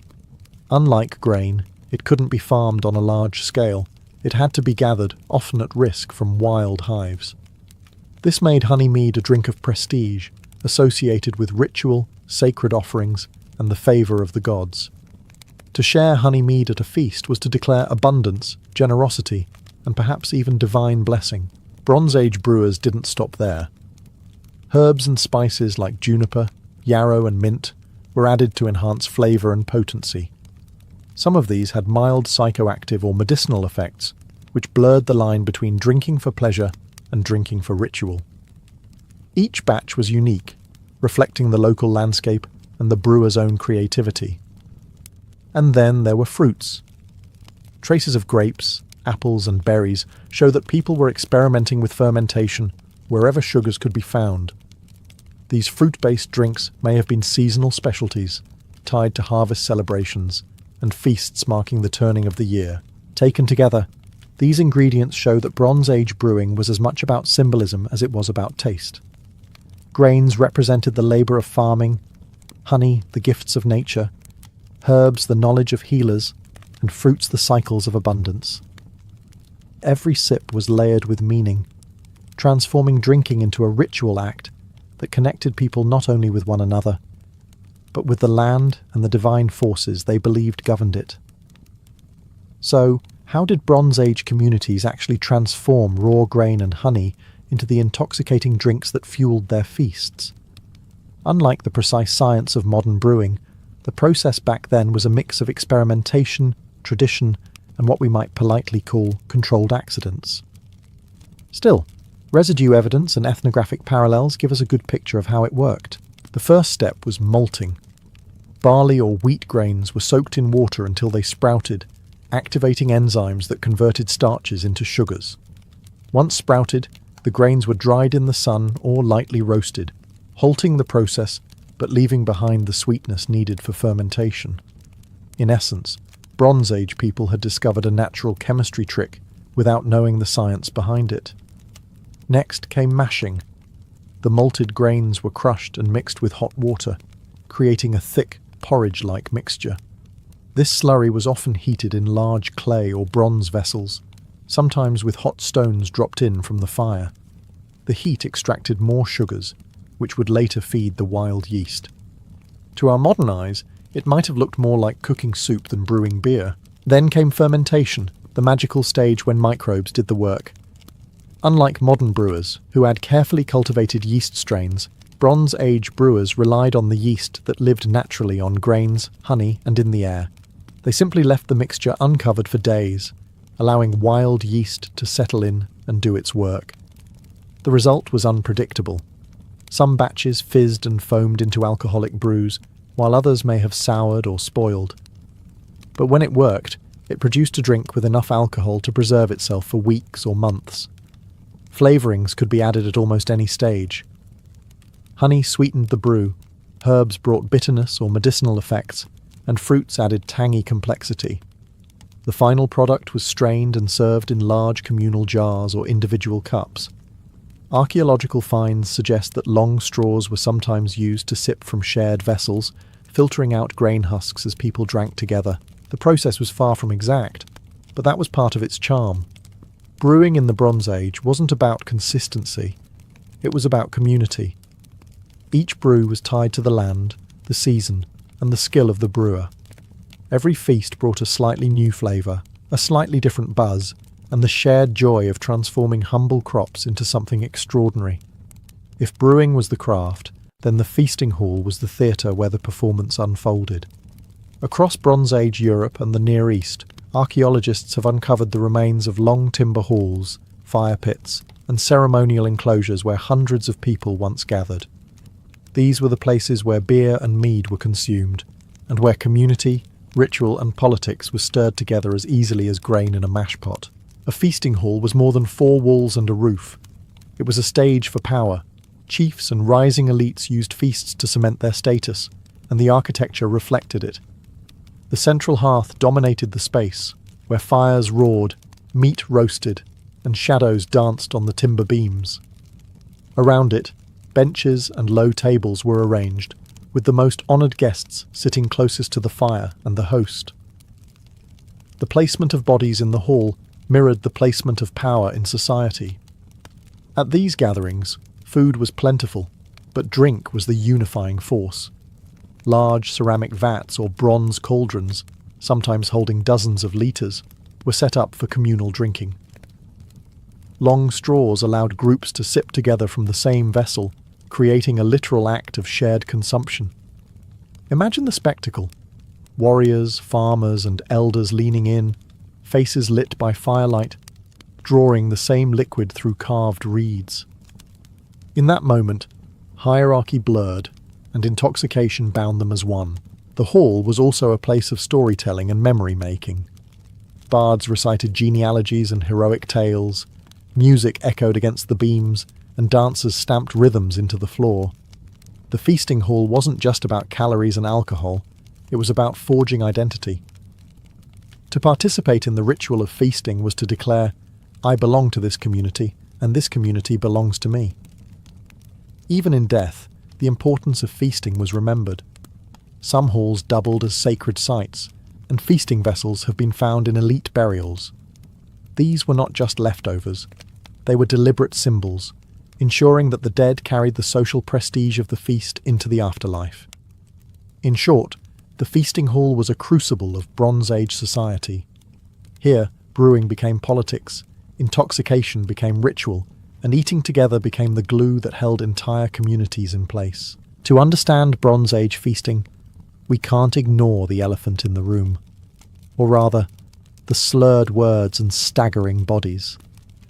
Intoxication wasn't a byproduct of these gatherings. It was the point. Alcohol loosened tongues, dissolved barriers, and created a shared sense of euphoria that could be harnessed for ritual, politics, and social cohesion. For many Bronze Age cultures, intoxication carried sacred meaning. It was more than just getting drunk. Fermentation itself seemed like magic, invisible forces transforming grain and honey into something that made people feel lighter, bolder, even closer to the divine. Drinking was often tied to ritual offerings, with cups raised to gods or ancestors before being shared among the living. In some traditions, alcohol was thought to thin the veil between worlds, allowing participants to commune with spirits or strengthen bonds with the dead. At the same time, intoxication had a clear political function. Leaders and chiefs used alcohol strategically, providing more than enough for everyone to drink deeply. When people were warm, full, and tipsy, they were more receptive to alliances, more likely to accept hierarchy, and less likely to rebel. The feast created a social contract, and intoxication was its seal. To drink the host's beer was to acknowledge their generosity, authority, and rightful place at the centre of the community. But drunkenness also carried risks. Too much drink could lead to violence, foolish boasting, or disastrous decisions. Archaeological sites sometimes reveal weapons alongside feasting debris, a sign that not every celebration ended peacefully. Stories passed down in later oral traditions warn of leaders who overindulged, making poor choices in the haze of drink. The line between sacred intoxication and dangerous excess was always thin. Alcohol also played a role in inclusion and exclusion. At some feasts, the best brews or the first cup went to elites, while others got weaker or watered-down portions. In this way, intoxication was controlled, ensuring that the powerful enjoyed its benefits more than the common folk. Even drunken equality had its limits. In the end, intoxication in the Bronze Age was never just about pleasure. It was about creating a heightened state, spiritual, social, and political, where communities could reinforce their values, leaders could demonstrate their power, and individuals could briefly escape the burdens of everyday survival. To be drunk together was to be bound together, for better or worse. Feasting in the Bronze Age wasn't only about filling stomachs or raising cups. At its core, these gatherings carried a ritual dimension, where food and drink became offerings to forces greater than the community itself. Archaeology has revealed not just bones and jars at feast sites, but also evidence of deliberate deposits. Whole animal remains, broken vessels, and pools of liquid poured into the earth. These were not accidents, they were sacrifices. For many Bronze Age cultures, animals were the most valuable resource a person could own. Cattle provided milk, muscle for ploughing, and prestige. Sheep gave wool and meat. Pigs fattened quickly for feasts. To slaughter one, especially a prized ox, was a costly choice. But in the context of a communal ritual, the act of sacrifice displayed generosity and devotion. The choicest cuts might be burned as offerings to the gods or ancestors, while the rest was shared among the living. The message was clear: prosperity was only possible with divine favour, and that favour had to be renewed through ritual. Alcohol also played a central role in these offerings. Libations, the pouring out of drink, appear again and again in the archaeological record. Bronze Age people would spill beer or mead onto the ground, into rivers, or over fire pits before drinking themselves. To waste precious drink may seem strange to us, but to them it was a symbolic act of sharing with unseen powers. The gods received the first sip, and only after that could humans join in. Feasting halls themselves sometimes became ritualized spaces. Broken cups and jars found deliberately buried under floors or near hearths suggest that vessels were not simply discarded, but killed ceremonially, perhaps marking the end of a feast or honouring ancestors. In burial mounds, feasting gear was placed with the dead, ensuring they would continue to dine and drink in the afterlife. These rituals blurred the line between religion, politics, and community. A feast wasn't complete until the gods had their portion, and in giving, leaders reinforced their own role as mediators between mortals and the divine. The sacrifice of food and drink became a statement. Our community is strong, our gods are honoured, and our future is secured. Thus, the Bronze Age feast was not just a party. It was a sacred drama, with every cup and carcass carrying meaning beyond the meal itself. For all the speculation about Bronze Age brewing and feasting, much of what we know doesn't come from ancient stories or written records. It comes from archaeology, the stubborn clues left behind in soil, stone, and pottery. Every shard of a drinking cup or smear of residue in a jar is a whisper from a celebration thousands of years ago. One of the most important breakthroughs in recent decades has been residue analysis. Using chemical testing, researchers can detect microscopic traces of barley starch, honey sugars, grape tannins, and plant oils clinging to the inside of ancient vessels. These tiny remains prove that people weren't just drinking water or milk. They were fermenting grains, sweetening drinks with honey, and flavouring them with herbs. Some jars even reveal mixtures of ingredients, suggesting that Bronze Age brewers were experimenting with blends, much like modern craft brewers do today. Feasting sites themselves tell another story. Excavations at large settlements and ceremonial centres have uncovered enormous cooking pits, ash layers from great fires, and heaps of animal bones with cut marks showing mass slaughter. These weren't family dinners. They were large-scale events, staged for entire communities, sometimes lasting for days. The discovery of oversized drinking vessels and communal vats confirms that alcohol was brewed and consumed in vast quantities. Even burials provide evidence. In elite graves, archaeologists have found ornate cups, bronze cauldrons, and drinking horns placed alongside the dead. These objects weren't just tools, they were symbols. To be buried with feasting gear was to carry prestige into the afterlife, signalling that the deceased had held power at the banquet table in life. In some cases, residue inside these vessels still reveals traces of mead or beer, offering a chemical snapshot of the last drink they may have held. Perhaps the most evocative finds are broken vessels deliberately deposited in pits or beneath feasting halls.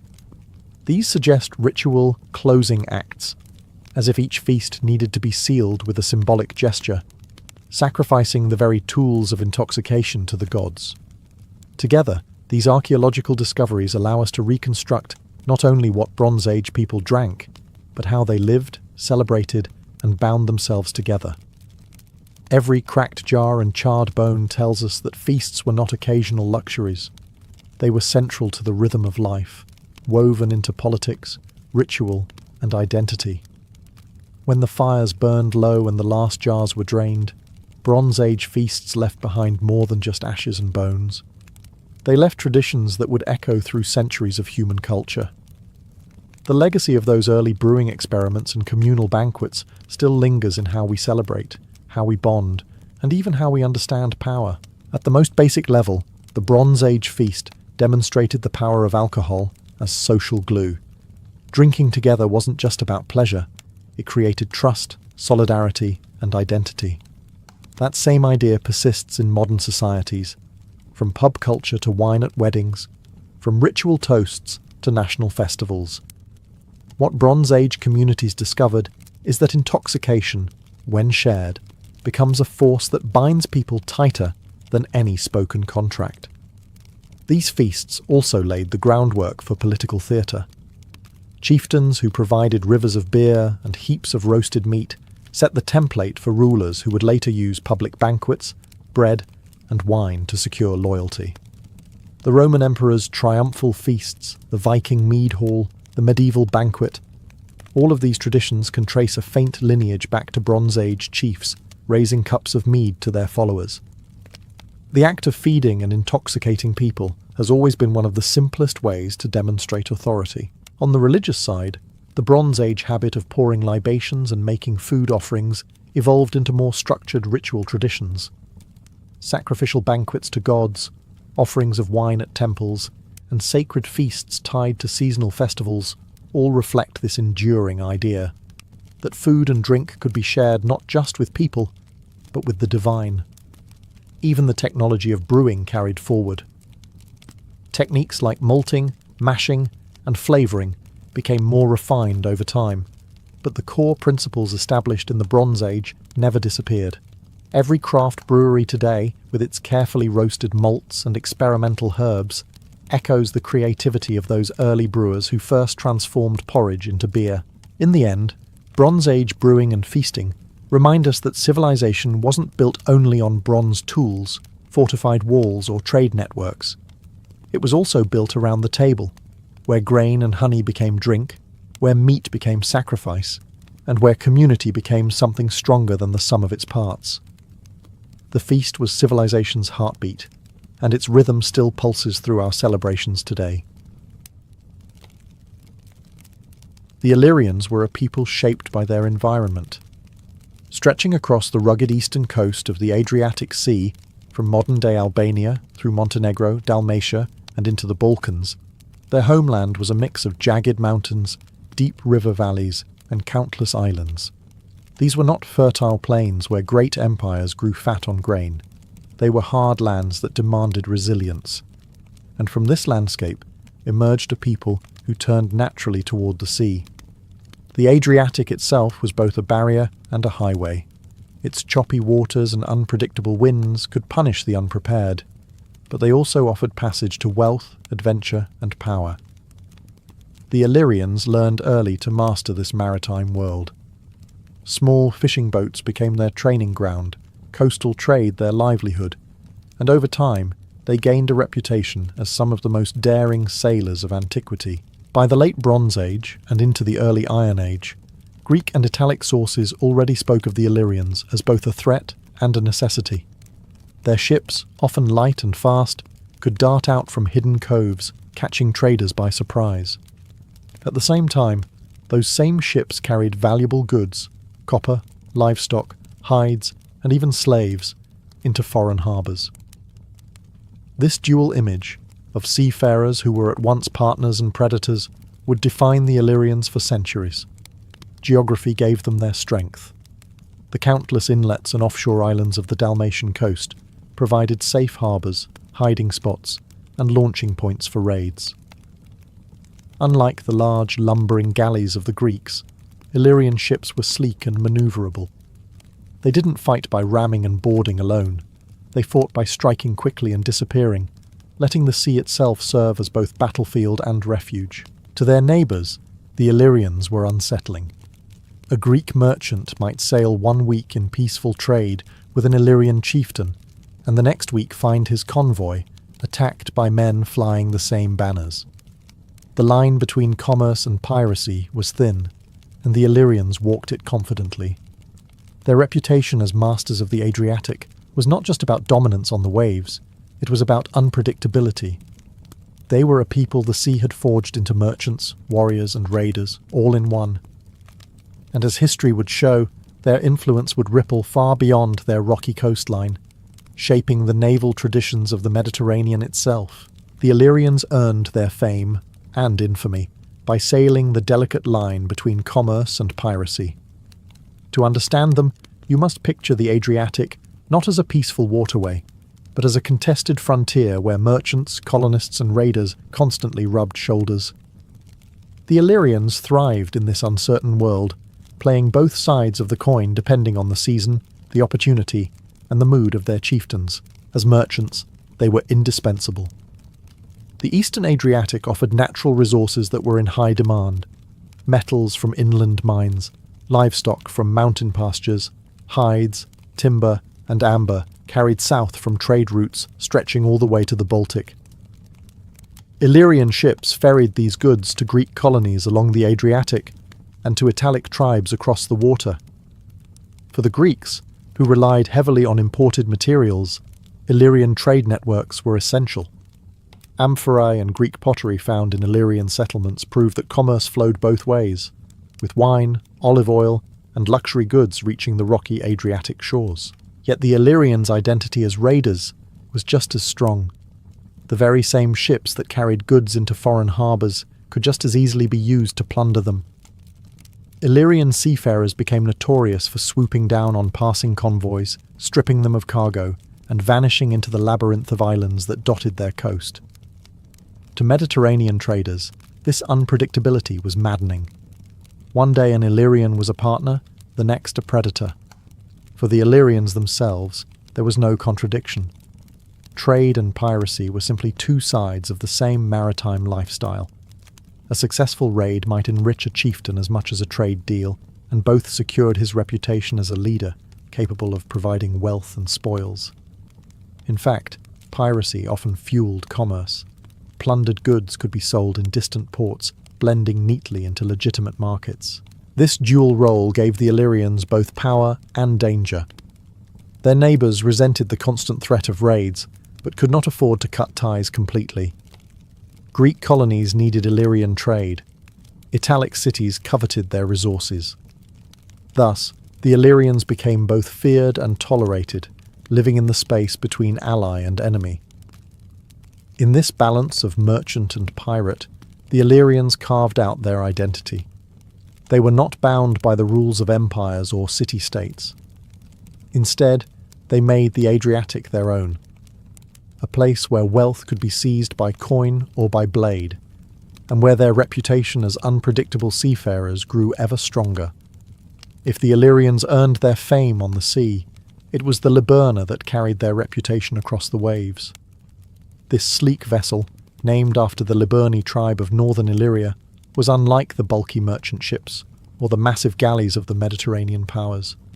Where others relied on sheer size or weight, the Illyrians prized speed, maneuverability, and surprise, and the Liburna delivered all three. The design was deceptively simple. The Liburna was long and narrow, with a shallow draft that allowed it to skim across waters where larger ships would struggle. It could slip through narrow channels, hug coastlines, and dart into hidden inlets where pursuers dared not follow. Equipped with one or two banks of oars manned by skilled Illyrian rowers, it could pivot quickly in combat or outrun heavier adversaries. A single square sail could be raised for longer voyages, but in battle, the oars gave it its deadly edge. Unlike the cumbersome Greek trireme, which demanded large crews and open seas to operate effectively, the Liburna thrived in the broken geography of the Adriatic. It was perfectly suited for hit-and-run tactics, raiding a merchant convoy, harassing coastal settlements, or vanishing into an island-studded horizon before enemies could respond. Raiders could strike at dawn and be gone by noon, leaving baffled victims with little chance of retaliation. The Liburna wasn't just a pirate's craft, it was also a merchant's lifeline. Its swiftness ensured safe passage for traders, while its agility allowed cargo to reach remote coastal communities. In this way, the ship embodied the duality of the Illyrian people themselves, capable of commerce and plunder, depending on who commanded it. Its reputation became so formidable that even Rome took notice. During their long conflicts with the Illyrians, Roman commanders saw firsthand how effective the Liburna was against larger fleets. Far from dismissing it as a barbarian craft, they adopted and refined it, eventually making the Liburna a staple of the Roman navy. In fact, by the time of Augustus, fleets of Roman Liburni patrolled the Mediterranean, guarding imperial trade routes and suppressing pirates. An ironic twist, since the ship itself had once been the pirate's weapon of choice. The Liburna, then, was more than wood and oars. It was a statement that cunning and adaptability could outmatch brute force.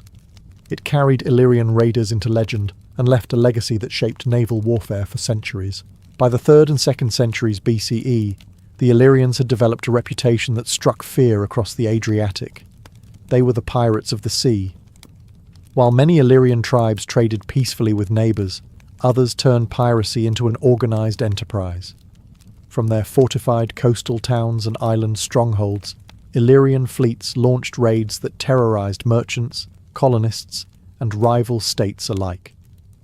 The geography of their homeland gave them an edge.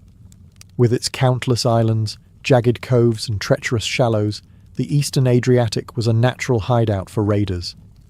Illyrian captains knew every channel and current, every rock and sandbank. A foreign ship that wandered too close could be ambushed, its cargo stripped, and its crew either ransomed or enslaved.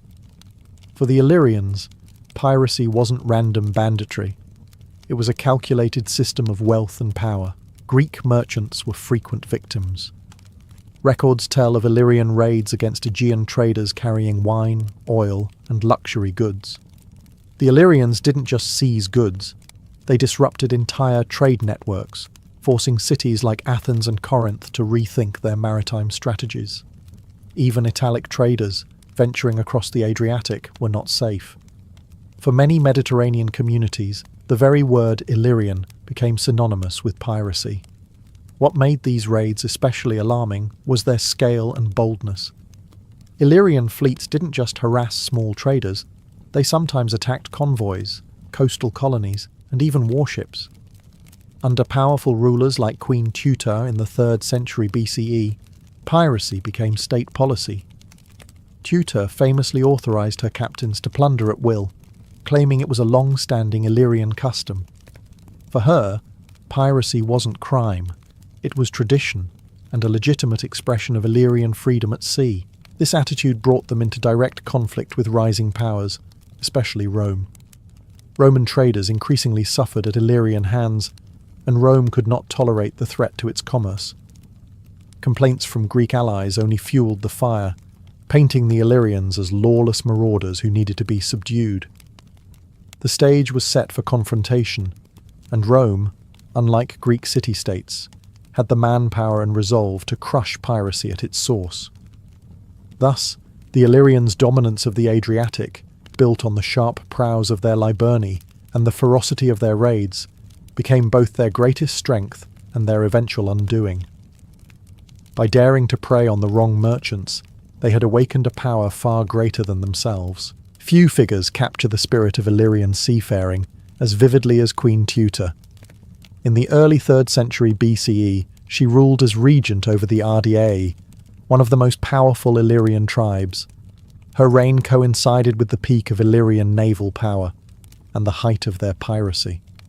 For Rome and its allies, Tuta became the very embodiment of the Adriatic threat.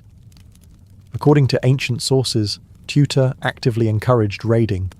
She reportedly told her captains to take what they pleased, arguing that piracy was not a crime, but a time-honoured Illyrian tradition. Under her authority, Illyrian fleets expanded their operations deeper into the Adriatic and even into the Ionian Sea. Greek traders were harassed, Italic merchants attacked, and Roman envoys soon lodged formal complaints. Rome, still growing in power after its wars with Carthage, could not ignore such provocations. To the Senate, piracy threatened not only trade, but also Rome's reputation as the protector of allies. When Roman envoys were dispatched to negotiate with Tuta, she allegedly dismissed their demands outright. Worse, one of the envoys was murdered on his return journey, an act that Rome interpreted as a direct insult. The response was swift. In 229 BCE, Rome launched the First Illyrian War, sending a fleet across the Adriatic. For the Illyrians, accustomed to preying on merchants and outmaneuvering Greek patrols, the scale of Rome's naval power came as a shock. Roman galleys blockaded ports, stormed coastal strongholds, and dismantled the very pirate bases that had long been untouchable. Tuta resisted fiercely, but the tide turned quickly. One by one, Illyrian allies abandoned her, and Roman pressure forced her into submission. By 227 BCE, Tuta was compelled to accept harsh terms. She relinquished most of her fleet, withdrew from southern Illyria, and acknowledged Roman authority over key Adriatic waters. Though she retained a small territory, Her reign was effectively broken, yet Teuto's defiance left a lasting impression. Roman writers painted her as a dangerous pirate queen, both admired for her boldness and condemned for her defiance of Rome's order. For the Illyrians, she symbolized independence, a ruler who dared to stand against the most formidable power of her age. But Rome had learned something crucial. Controlling the Adriatic meant controlling Illyria, and this lesson would shape not just Roman policy, but the very future of Mediterranean naval warfare. The Illyrians may have lost their independence to Rome, but their ships, especially the Liburna, left an indelible mark on history. What had once been the scourge of Roman merchants soon became the backbone of Rome's own naval strategy. In a twist of irony, the very vessel that had terrorized Roman trade would go on to secure Roman dominance over the seas. The Romans were nothing if not pragmatic. When they encountered a superior technology, they didn't dismiss it, they absorbed it. During the First and Second Illyrian Wars, Roman commanders witnessed firsthand how agile Illyrian ships outmaneuvered heavier galleys. The trireme, with its 3 banks of oars and large crew, had been the standard warship across the Mediterranean for centuries. But in the narrow straits and island-studded waters of the Adriatic, it was clumsy compared to the Liburna. By adopting the design, Rome gave itself a new advantage. The Roman Liburna was built on the Illyrian model, long, narrow, shallow-drafted, and light. Typically manned by 2 banks of oars, it required fewer crewmen than a trireme, but could travel faster and with greater endurance. In battle, Liburnae were excellent for reconnaissance, flanking maneuvers, and quick raids. Against pirates, many of whom still clung to Illyrian tactics, they were unmatched. The true test of the Liburna came later, during Rome's great civil wars. At the Battle of Actium in 31 BCE, Octavian's fleet, which included many Liburni, outmaneuvered the massive quinqueremes of Antony and Cleopatra. The smaller ships, with their speed and agility, swarmed the heavier vessels, helping Octavian secure his victory and ultimately paving the way for the Roman Empire. From then on, the Liburna became a staple of the Roman navy. It was not only a warship, but also a patrol vessel, perfect for policing the empire's vast coastline and guarding trade routes. Fleets of Liburni patrolled the Mediterranean, the Black Sea, and even river systems like the Danube and the Rhine.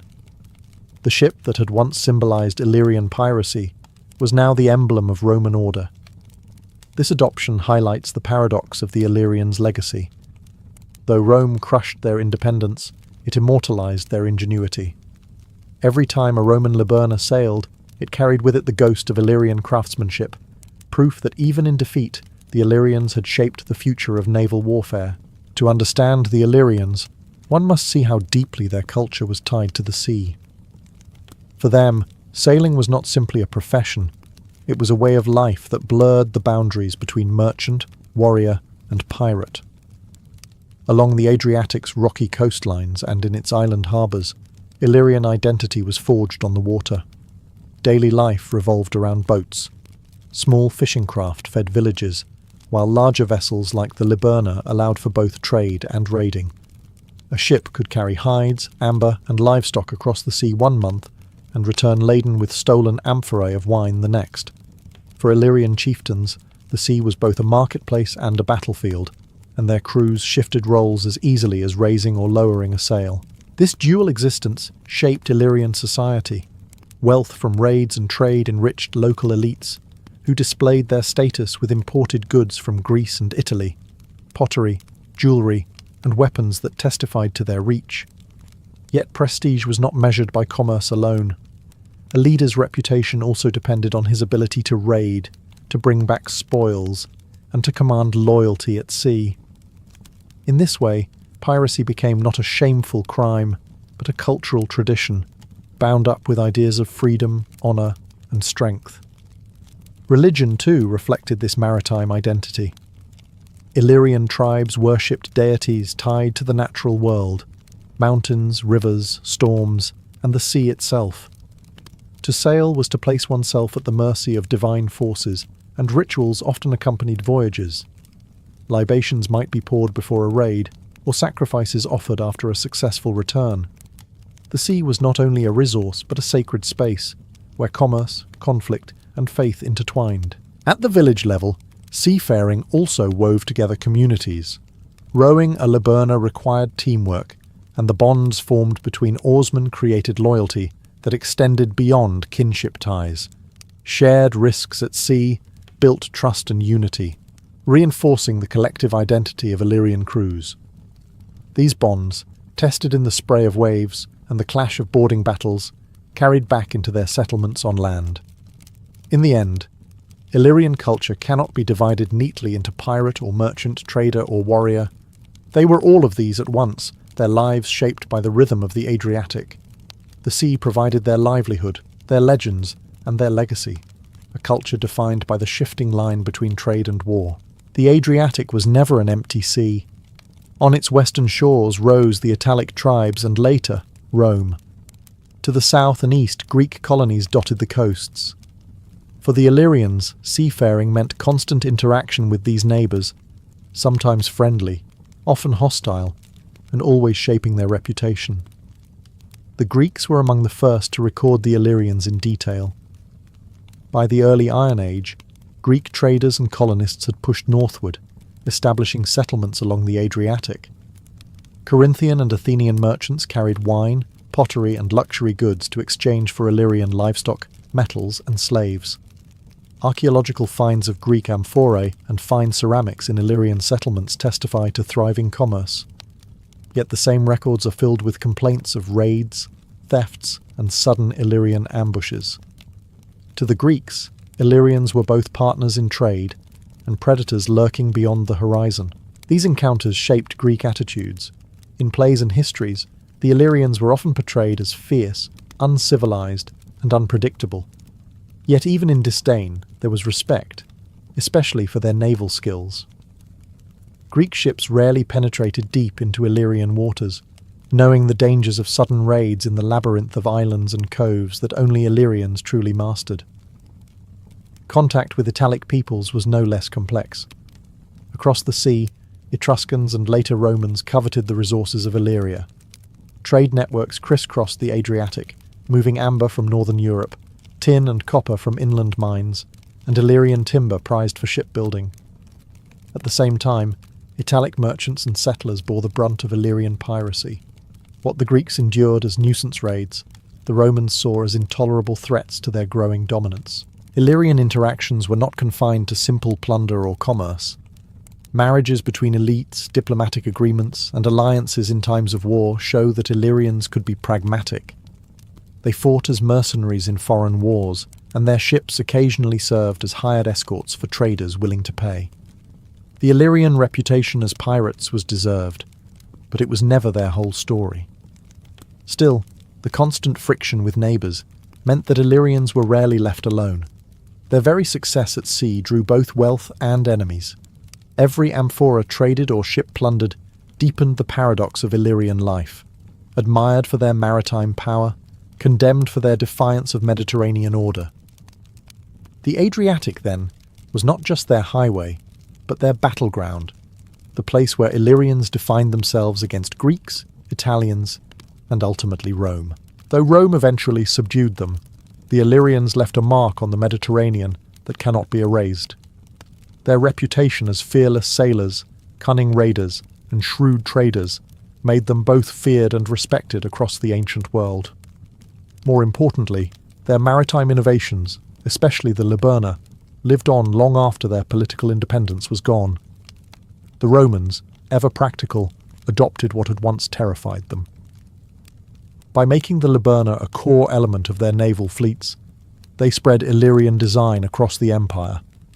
Roman Liburnae patrolled the Adriatic, hunted pirates in the Aegean, and escorted imperial convoys across the Mediterranean.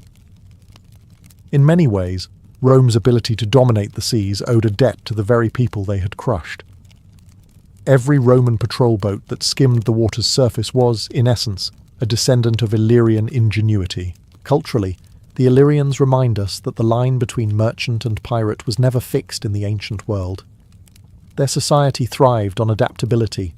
One day a trader exchanging amber for wine, the next a raider seizing amphorae by force. To them, there was no contradiction. The sea was opportunity, and those who commanded it could choose how to wield that power. This duality gave them resilience, but it also drew the wrath of more rigid, expansionist powers like Rome. Their story also highlights the role of geography in shaping identity. The jagged Adriatic coast, riddled with islands and coves, forged a people who knew the water intimately and used it to their advantage. Unlike the great land empires that relied on armies and farmland, the Illyrians built their power on the waves, fragile, fluid, but capable of striking far beyond their shores. Even their defeat carries weight in history. By challenging Rome at sea, they forced the Republic to invest in naval supremacy, setting the stage for centuries of Roman control of the Mediterranean. The Illyrians, in this sense, helped accelerate Rome's transformation into a true maritime power. Today, the memory of the Illyrians lingers in the Adriatic's coastal towns, in the legends of pirate queens like Teuta, and in the outlines of ships once feared and later revered. They may not have built empires of stone, but they carved their legacy into the waters of the Adriatic, proving that a small people, armed with speed, daring, and knowledge of the sea, could shape the destiny of nations.